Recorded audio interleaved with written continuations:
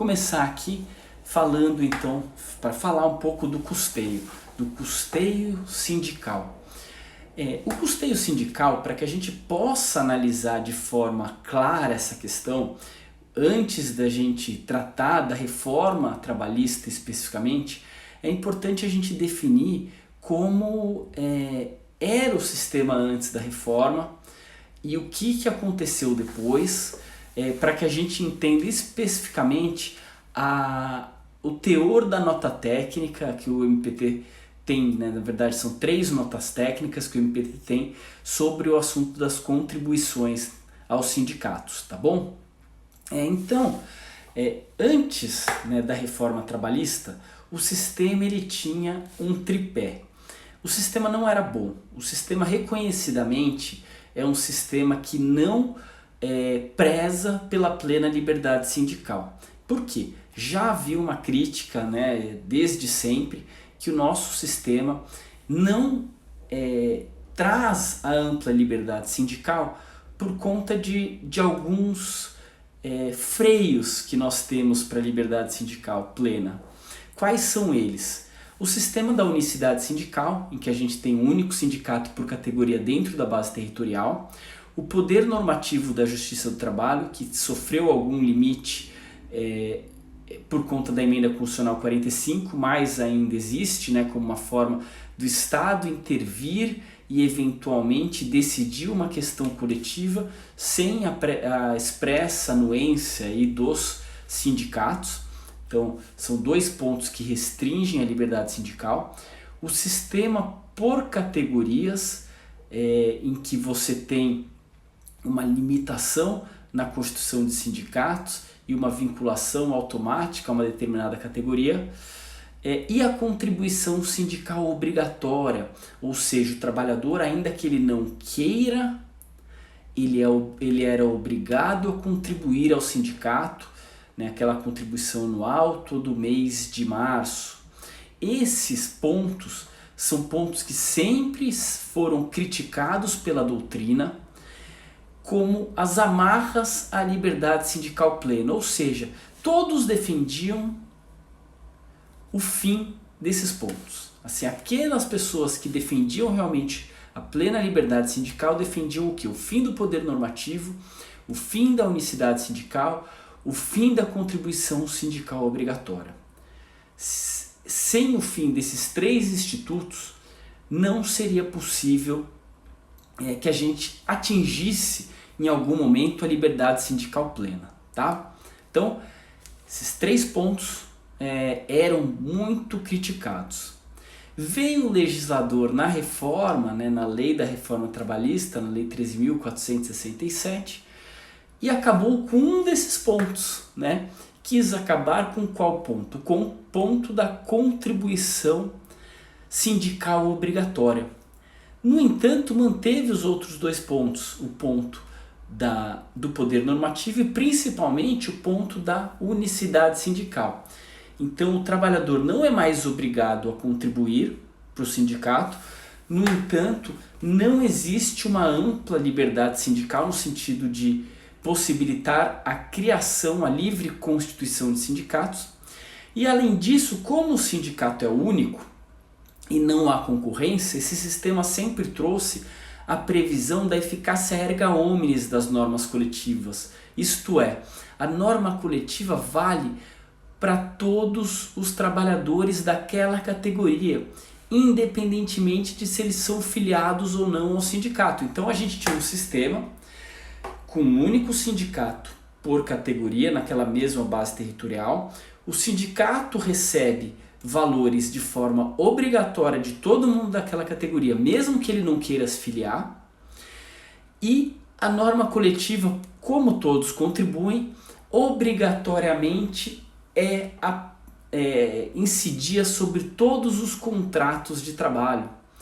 Então, apesar do sistema não ser bom, porque ele obrigava a pessoa a contribuir mesmo que ela não quisesse, ela não poderia constituir um outro, não é possível que os sindicatos se unissem para constituir um outro sindicato, os trabalhadores se unissem para constituir um outro sindicato, coçando aqui, os trabalhadores se unissem para constituir um outro sindicato,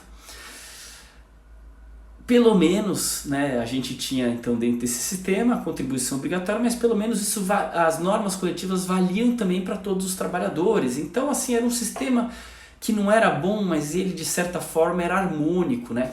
Porque os pontos, apesar de não haver a concordância, porque eles não traziam a liberdade sindical plena, eles eram harmônicos entre eles, era um sistema ruim, porém harmônico.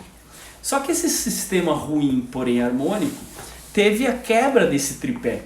O tripé em que você tem a unicidade, a contribuição sindical obrigatória e a eficácia erga omnes das normas coletivas. Você tirou a contribuição obrigatória, mas manteve a eficácia erga omnes. Quem em santa consciência vai querer se filiar ao sindicato? Para que você vai pagar uma mensalidade para o sindicato, né? Porque aí se você se filia, você tem várias obrigações perante o sindicato, se você já tem a aplicação de todas as normas coletivas. É impossível que a consciência sindical leve o trabalhador a pensar que não, mas eu vou contribuir porque o meu sindicato precisa ter recursos para negociar livremente, para fazer uma boa negociação, para melhorar ainda mais os meus direitos. Isso não é o que acontece no dia a dia. No dia a dia o que a gente verifica a grande maioria não é sindicalizada, como não é no Brasil e não é no resto do mundo também, tá? Nos países desenvolvidos também a sindicalização não é maior do que aqui.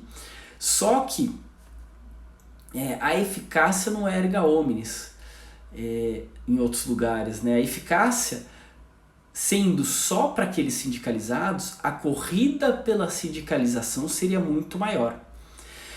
Bom, e aí a partir desse momento, né, o MPT, né, os órgãos que trabalham com isso, principalmente o MPT, porque é um órgão que tem como incumbência fazer esse enfrentamento aos sindicatos, eventualmente por ilicitudes que eles cometem, se viu diante de uma perspectiva completamente nova.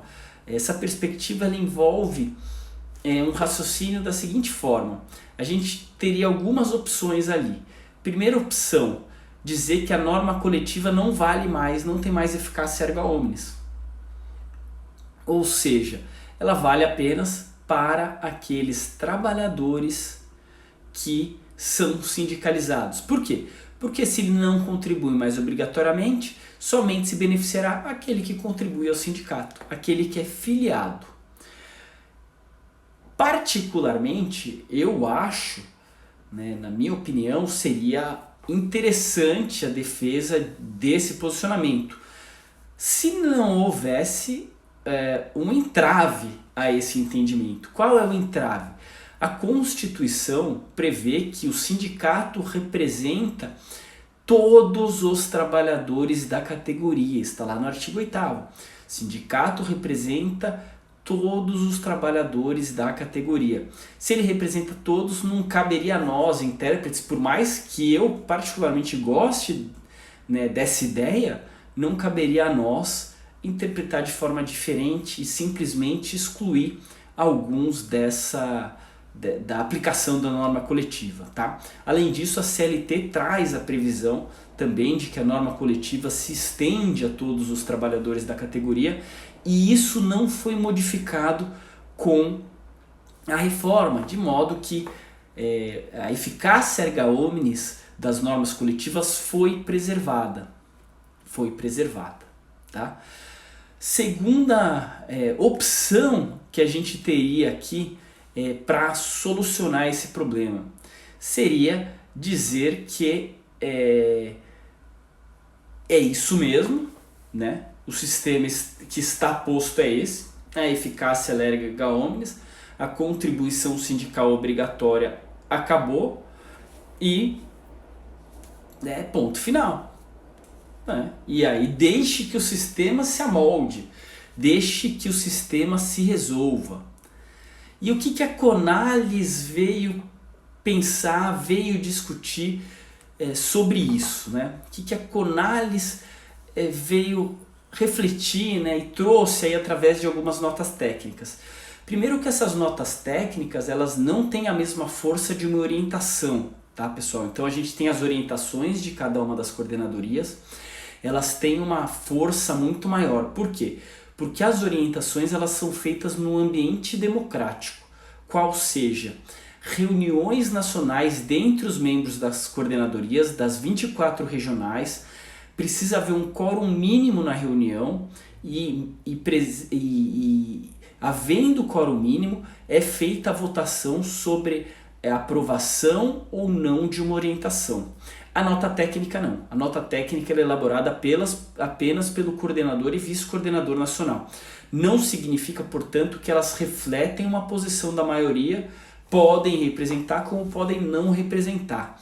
Então ela não tem esse cunho democrático e de modo que muitos não aplicam a nota técnica. No entanto, é o documento que nós temos hoje para refletir, para trabalhar em cima, principalmente para quem presta o concurso, né? Por ser uma posição institucional da coordenadoria, não há outra opção a não ser seguir, né? Como eu gosto de dizer aí para o pessoal nas aulas, nos cursos presenciais, né? Que o concurseiro não tem independência funcional, só vai ter independência funcional depois que passar, né? Então, enquanto vocês estão estudando, estão fazendo a prova, o mais interessante é que vocês sigam algum documento que existe elaborado pelo próprio MPT e que então ele seja que é útil a vocês, né? Pois bem, primeira nota técnica que a Conalis fez logo que saiu a reforma trabalhista foi: o fim da contribuição sindical obrigatória é inconstitucional. E aí vocês já devem ter ouvido a discussão, porque somente lei complementar poderia estabelecer, criar ou extinguir aí algum tributo, e essa é uma norma que tem uma contribuição que tem natureza tributária, parte dela ia para a União, sim, para a conta salário, emprego lá, que é uma conta da União, então não poderia ser extinto assim por lei ordinária. Enfim, essa interpretação foi afastada pelo Supremo Tribunal Federal, então já não há mais como defendê-la. Então essa nota técnica 1, ela talvez devesse ter tido alguma espécie de revogação, sei lá, mas ela está lá ainda no site, muito embora ela tenha perdido o seu sentido, porque o Supremo teve já decisão sobre isso, em recurso extraordinário com repercussão geral, enfim, não há mais debate a ser feito em ADIM, então não há mais debate a ser feito sobre esse ponto, tá bom? Que mais? Segunda nota técnica, a Conalis vem lá e fala da possibilidade de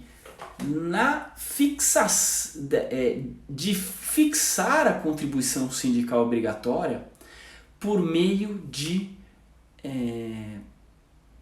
aprovação na Assembleia Sindical. Por quê?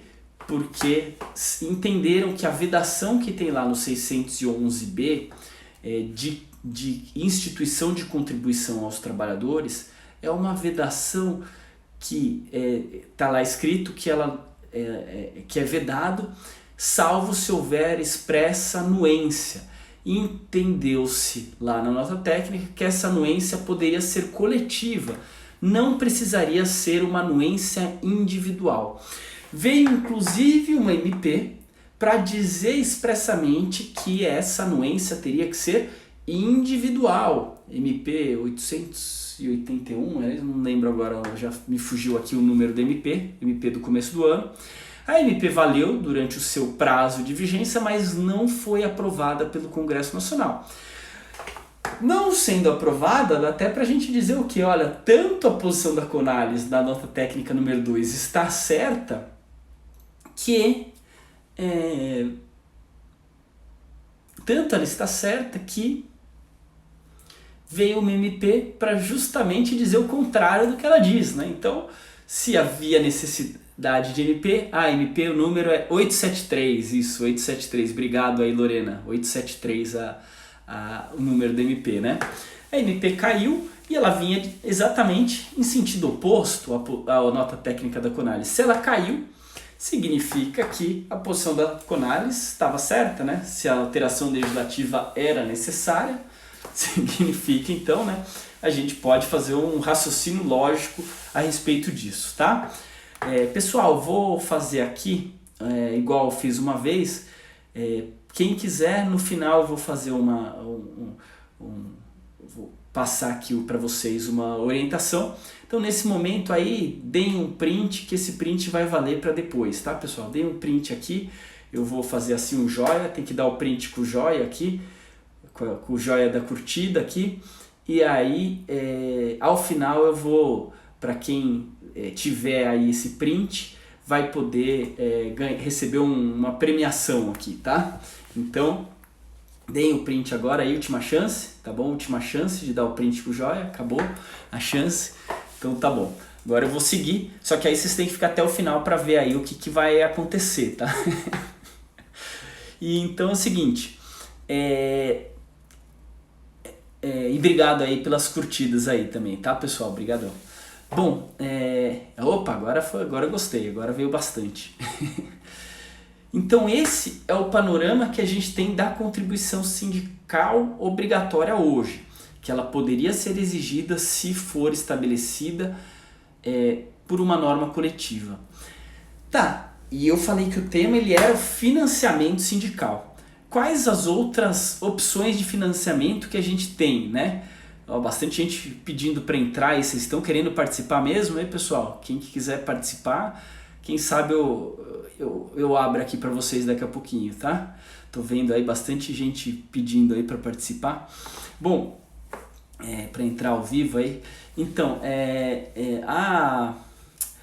nós temos, além da contribuição sindical obrigatória, né, o sistema de financiamento de sindicatos envolvia também outras formas de contribuição. Quais? A mensalidade sindical, que é devida pelos associados, obviamente, de acordo com o estatuto do sindicato. Nós temos também a contribuição confederativa, que é aquela contribuição para custear o sistema confederativo, contribuição esta que tem previsão constitucional. No entanto, sobre ela já existe uma súmula do Supremo dizendo que ela só pode ser cobrada dos associados. E nesse sentido veio a orientação 1 da Conales também, deixa eu até pegar ela aqui, orientação aqui, 1 da Conales, veja só, fala exatamente assim, ó, custeio patronal, não, orientação 2, desculpe, orientação 2 da Conales fala contribuição confederativa. A contribuição confederativa aplica-se apenas aos filiados ao sindicato, súmula 66 do Supremo, tá? Não tem discussão. Contribuição confederativa devida apenas pelos trabalhadores sindicalizados, pelos associados. E a última espécie de contribuição existente aí no sistema é a contribuição assistencial, também que sempre foi passível de grandes discussões. Por quê? No primeiro momento, você tinha as contribuições sindicais assistenciais sendo cobradas de todos os trabalhadores da categoria. Só que aí você tinha um sistema, né, então anterior aí à reforma, que você tinha a contribuição sindical obrigatória, uma outra contribuição que vinha em toda a negociação coletiva, né, a contribuição assistencial é aquela prevista na Convenção ou Acordo Coletivo de Trabalho para custear a negociação coletiva. Pois bem, aí você tinha meio que duas contribuições obrigatórias, porque você tinha a contribuição obrigatória prevista em lei e tinha também uma contribuição assistencial que era devida por todos. E aí começou-se a se entender nos tribunais, no MPT também, grande parte dos colegas, que essa contribuição assistencial só seria devida pelos trabalhadores sindicalizados, tá? No entanto, né, por conta de uma tentativa de harmonização aí da necessidade dos sindicatos de financiamento e também essa posição de que os associados só que deveriam contribuir, você não poderia instituir uma contribuição a ser paga por não associados, né? E também levando em conta que esses não associados se beneficiam daquele resultado da norma coletiva, surgiu também uma tese que até o ministro Maurício Gudil Delgado defendia, que era a tese de que você poderia cobrar os trabalhadores não associados ao sindicato, desde que respeitado, desde que assegurado o direito de oposição. Tá? Desde que assegurar o direito de oposição. O que é isso? É o trabalhador fazer uma cartinha dizendo: sindicato, não quero contribuir. Então a contribuição era de certa forma automática, exceto se ele apresentasse. Então isso, muitos criticavam porque diziam: isso vai contra a ordem natural das coisas. Você tem que primeiro autorizar um desconto e não ter que dizer que você não autoriza o desconto, né? No entanto, era um posicionamento existente, chegou inclusive a ser uma orientação da Conales, orientação número 3, mas foi muito criticada, deu muito problema essa orientação, acabou sendo cancelada, tá? Então, existiam essas posições sobre o assunto. Veio o Supremo Tribunal Federal, aí sim, num recurso extraordinário em repercussão geral, tá? Num recurso extraordinário em repercussão geral, e disse: a contribuição assistencial só é devida pelos trabalhadores sindicalizados, não pode ser cobrado dos trabalhadores não filiados ao sindicato. Por quê? Em ambos os casos, tanto na confederativa quanto na assistencial, o entendimento é que a liberdade sindical, não, no seu plano individual, diz que o trabalhador não pode ser obrigado a se filiar, desfiliar-se ou manter-se filiado ao sindicato. E o fato de você estabelecer uma contribuição obrigatória, não sendo aquela prevista em lei, seria uma forma de sindicalização forçada, tá? Sindicalização forçada. No entanto, a nota técnica critica isso. A nota técnica ela vem e diz o seguinte, que a contribuição obrigatória nos sistemas em que a eficácia da norma coletiva é erga omnes, por lei, a contribuição ela pode ser instituída também para os trabalhadores não associados ao sindicato. E ela fala, inclusive aqui, de forma expressa, o que? Deixa até eu abrir aqui para mostrar para vocês. Ela fala, olha, as cláusulas de manutenção, né, maintenance of membership e closed shop, que são aquelas cláusulas que obrigam o trabalhador a se sindicalizar, elas são vedadas pelo princípio da liberdade sindical. Isso desde a doutrina de Arnaldo Susequinde trazia isso também. Só que, diferentemente disso, a cláusula agency shop, ela não é vedada pelo direito brasileiro. Por quê? Qual é essa cláusula? Essa é a cláusula que autoriza a cobrança prevista numa norma coletiva de todos aqueles que se beneficiam da norma coletiva. E isso é um entendimento da OIT. A OIT tem a Convenção 87, né? Ela quer que haja liberdade de constituição de sindicatos. No entanto, ela diz, quando não há liberdade de constituição dos sindicatos e a norma tem eficácia normativa para todos, aí é possível sim que a norma coletiva preveja uma contribuição a ser paga por todos os trabalhadores que são beneficiados pela norma coletiva. Tá? Então a OIT ela não considerava ela considerava o nosso sistema compatível com o princípio da liberdade sindical. Então a OIT tinha esse entendimento aqui favorável a esse ponto. Então, resumindo essa história toda, né, a gente tem aí um amplo debate sobre a questão e tem aí o posicionamento das notas técnicas do MPT, cujo teor é recomendável que seja adotado na prova de vocês, no concurso de vocês, até considerando que um dos membros da banca de segunda fase, suplente, era o vice-coordenador nacional da Conales até a semana passada ou retrasada, né? E foi um dos subscritores dessa nota técnica. Então é interessante vocês seguirem o teor da nota técnica, tá bom, pessoal? Então é isso. Agora, diante desse sistema todo, desse tumulto todo existente por conta dessa...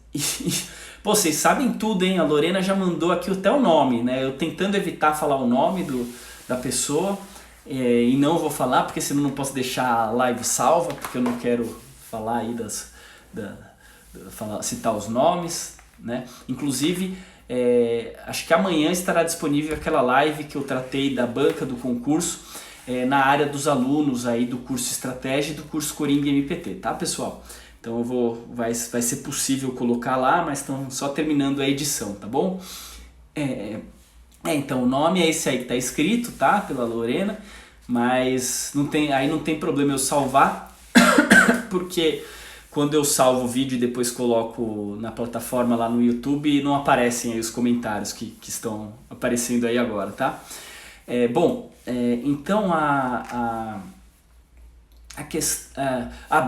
então dentro desse sistema em que a gente tem uma restrição muito grande às contribuições, o Supremo não autoriza eu falei da OIT tudo, mas o Supremo não autoriza a contribuição assistencial de trabalhadores não filiados, não autoriza a contribuição confederativa de trabalhadores não associados e tem ainda aí o problema de se é admitido ou não a autorização coletiva em norma coletiva para que seja estabelecida uma contribuição aos trabalhadores, seja ela contribuição sindical obrigatória, seja ela uma contribuição assistencial.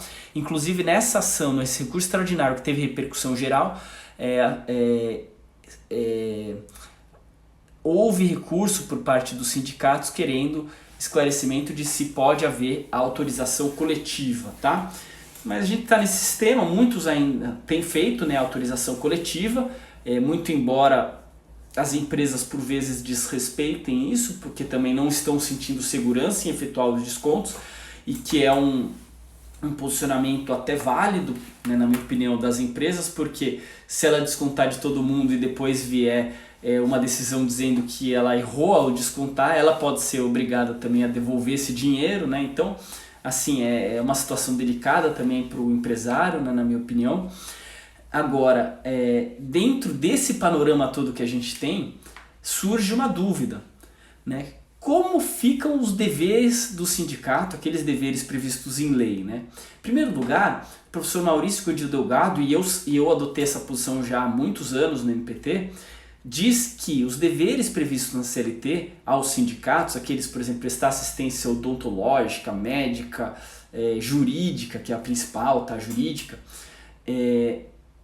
são deveres estabelecidos em lei, não são compatíveis com a Constituição de 88 porque atentam contra a liberdade sindical. O Estado não pode dizer ao sindicato o que ele deve ou não fazer, que serviços ele deve ou não fornecer aos trabalhadores da categoria. Portanto, seriam inconstitucionais. Eu já adotava esse posicionamento, a CCR até homologava meus arquivamentos nesse sentido.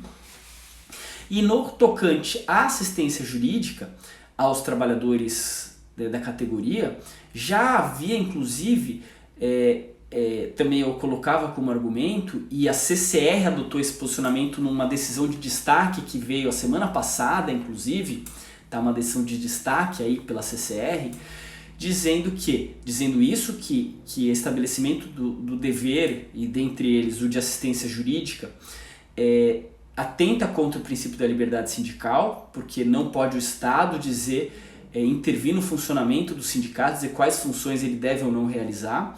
E além disso, a própria Constituição Federal traz o órgão responsável por fornecer assistência jurídica gratuita, que é a Defensoria Pública.